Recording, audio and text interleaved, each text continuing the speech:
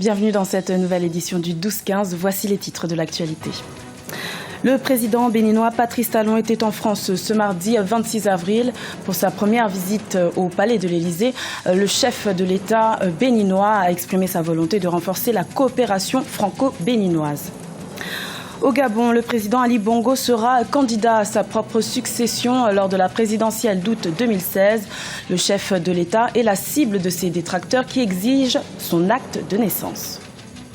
Et puis une veillée artistique se prépare ce mercredi 27 avril en l'honneur de l'artiste Papa Wemba, disparu le 24 avril. Un hommage spécial à suivre en direct de la Côte d'Ivoire. Nous y reviendrons en détail dans cette édition. Après son investiture le 6 avril dernier, le président béninois Patrice Talon a effectué sa première visite d'État à Paris ce mardi 26 avril. Il a été reçu au Palais de l'Élysée par son homologue français François Hollande. Cette rencontre s'est principalement articulée autour de la coopération franco-béninoise que le président Patrice Talon souhaite renforcer. Corinne Kandem. Première visite officielle du président Patrice Talon en France. Mardi 26 avril 2016, le nouveau chef d'État béninois a été reçu par son homologue français François Hollande au Palais de l'Élysée à Paris. La première rencontre entre les deux chefs d'État était inscrite sous le cadre du renforcement de la coopération entre la France et le Bénin, coopération essentiellement axée sur l'implémentation du programme d'action du président Patrice Talon pour le Bénin intitulé « Le nouveau départ ». Nous voulons pouvoir compter sur vous pour nous apporter de la compétence tout de suite parce que le Bénin aujourd'hui est comme un désert de compétences. Notre administration aujourd'hui manque de compétences de manière criarde. Et en cela, nous voulons pouvoir compter sur la coopération française pour nous appuyer, pour nous donner les moyens d'acheter, de payer, de rémunérer la compétence, quel que soit le prix. Également au nombre des sujets abordés par les deux chefs d'État dans la capitale française, l'environnement, avec un accent particulier sur les conclusions de la COP21, ainsi que la question cruciale de la sécurité au vu de la croissance de la menace terroriste. Nous avons évoqué également les problèmes de sécurité et de terrorisme. Vous avez abondamment parlé de cela tout à l'heure. Le Bénin est préoccupé également. Aujourd'hui, on ne peut plus affirmer que des pays resteront épargnés indéfiniment. Nous devons nous préparer à parer. Et sur ce champ, nous aurons besoin de votre accompagnement. Nous voulons pouvoir compter sur la coopération internationale, sur la coopération bilatérale avec vous, pour être capable de faire face à ce fléau dans notre région. Dans l'expression de son soutien au peuple béninois, le président français François Hollande a confirmé que la France enverra dans les prochains jours une équipe de l'Agence française pour le développement au Bénin pour s'employer à amplifier et améliorer le programme de développement mis en place par le président Patrice Talon. Au Gabon, à 4 mois de la présidentielle, quelques candidats se sont déjà fait connaître. Parmi eux se trouve le président sortant Ali Bongo Ondimba. Ce dernier est d'ailleurs la cible de ses détracteurs qui l'accusent de ne pas être le fils légitime de l'ancien président Omar Bongo Ondimba.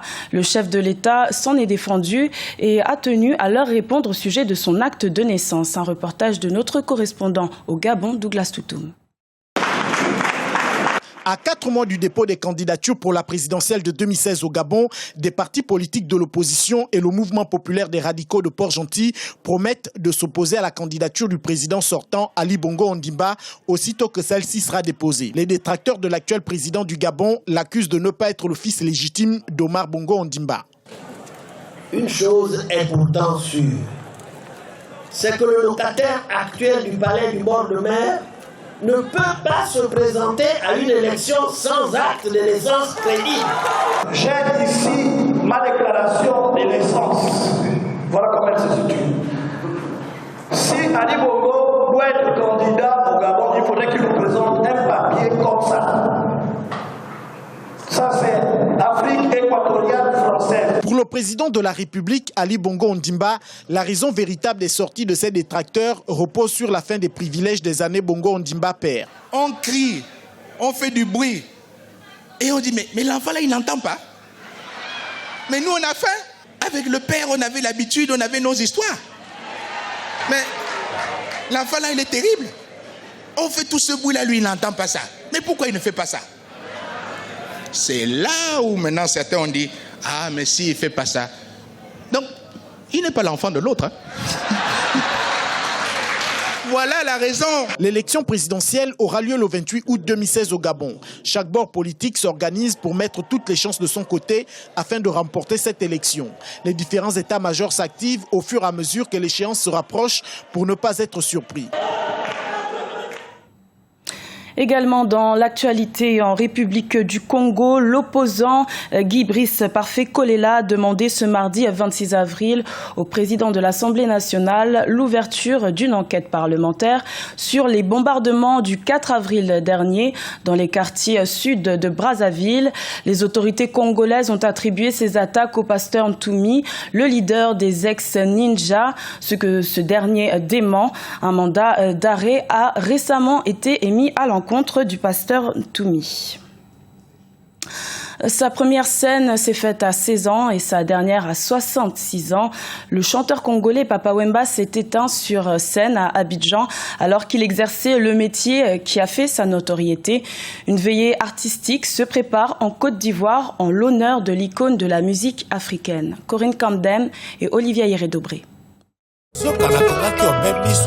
L'Afrique rend hommage au roi de la rumba congolaise. Un grand hommage musical à Papa Wemba se tiendra à Abidjan dans la nuit du mercredi 27 avril 2016. La veillée artistique débutera à 21h et se tiendra jusqu'à l'aube dans la capitale économique ivoirienne. Papa Wemba, pour moi, était un grand frère, était un homme que j'ai tant aimé et que j'aimerais jusqu'à la fin de ma vie.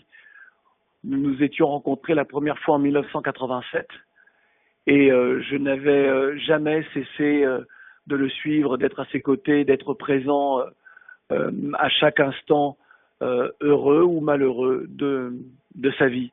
Et cette disparition aussi soudaine que violente change ma vie. C'est-à-dire que la vie ne sera plus la même.